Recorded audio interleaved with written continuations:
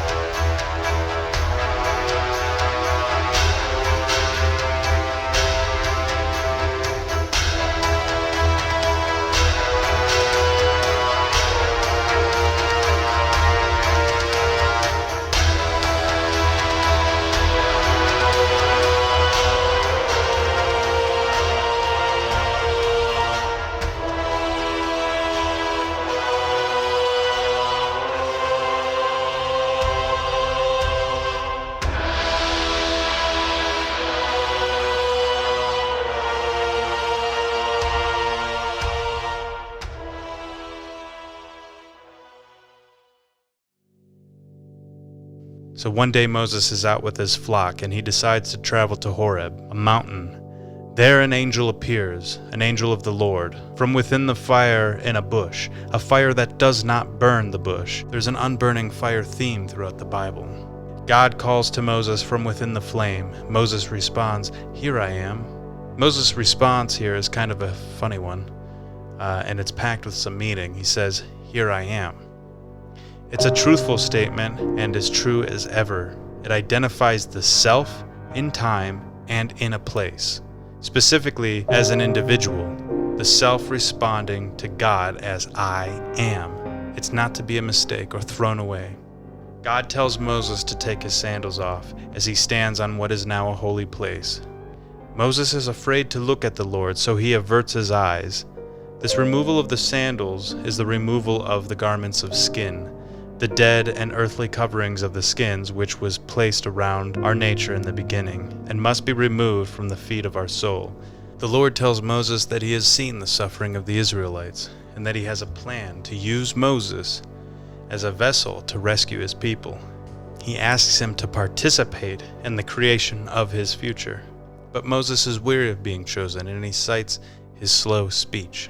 But the Lord says in response, Exodus 4:11, "Who gave human beings mouths? Who makes them deaf or mute? Who gives them sight or makes them blind? Is it not I, the Lord? Now go. I will help you speak, and I will teach you what to say." And this is why the Lord is considered to be the spark of consciousness. So wipe away that elementary view that you have in your head of some old man sitting on a throne, because that's not how you should think of God. So the Lord says, have your brother help you speak, to find support in others, to lean on your brother in times when you need help. And later we'll see Moses doing the speaking for himself as he finds his own voice to tackle chaos with. So the brother at times can be a great ally. Remember this for later. We're going to come back to this. Also take note of the refusal to the call of action. That's common in stories. This is biblical narrative. And I think it's there because oftentimes in our own kairos, in our own moments, we refuse the call to action. And I think this is one of the many things that causes us to go off course, by never beginning something. This is also the moment in which Moses asked God what his name is, and his response is Yahweh, meaning something like, I will be what I will be, or I am who I am. See, he's the God of an open future. We call back to that again, but this is the moment it happens. And the Lord here also gives Moses specific miracles that he can perform. To turn his staff into a snake, and to disease his own skin, but then cure it, and to turn the water of the Nile and water found in any vessel throughout Egypt into blood. Take note of these symbols, the snake, the blood, and the skin. So Moses begins his travels back to Egypt, and he stops at a lodging place, and there happens a moment that's considered one of the more bizarre ones in the Bible, but there is meaning in it. So Zipporah takes a flint knife and cuts the foreskin off of their son, and then takes the foreskin and touches it to Moses' feet and says, "Surely you are the bridegroom of blood to me."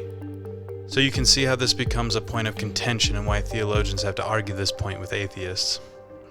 Here's the explanation. Here's the pattern that's within. Circumcision is the cutting off of the garments of skin. Remember the sandals. God told Moses to take your sandals, take off the garments of skin, the mark of the foreigner. So the mark of the foreigner meaning, the practice that Abraham had started. So St. Gregory says on this, since his son had not been circumcised, so as to cut off completely everything hurtful and impure, his wife appeased the angel when she presented her offspring as pure, by completely removing that mark by which the foreigner was known. There is meaning behind this. She herself, the foreigner, a representation of the teachings of the outside, which can seduce us into dissent. But she shows the relationship that we can have with the knowledge, that we can become friends with it, that it can become our comrade, and that this knowledge of the world can help with our ascension, if properly orientated with it. Baptism and circumcision are of the same image. In baptism, death is removed by death. As too here in this scene, the foreign is removed by the foreigner.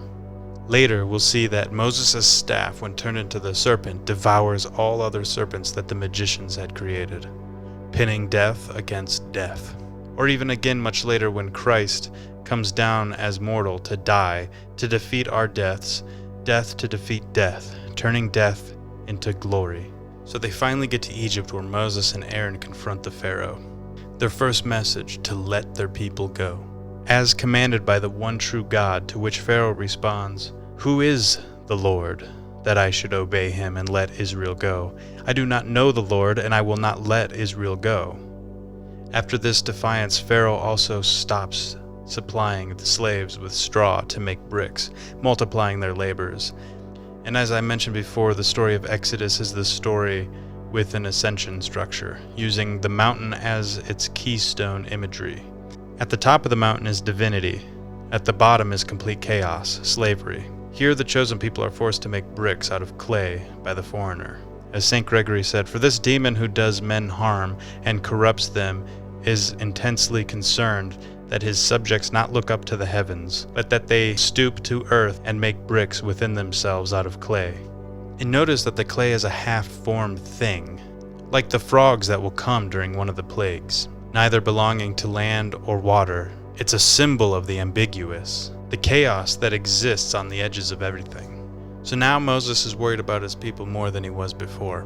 And he asks God, "Why did you make me confront the Pharaoh if their lives would become so much worse as a result?"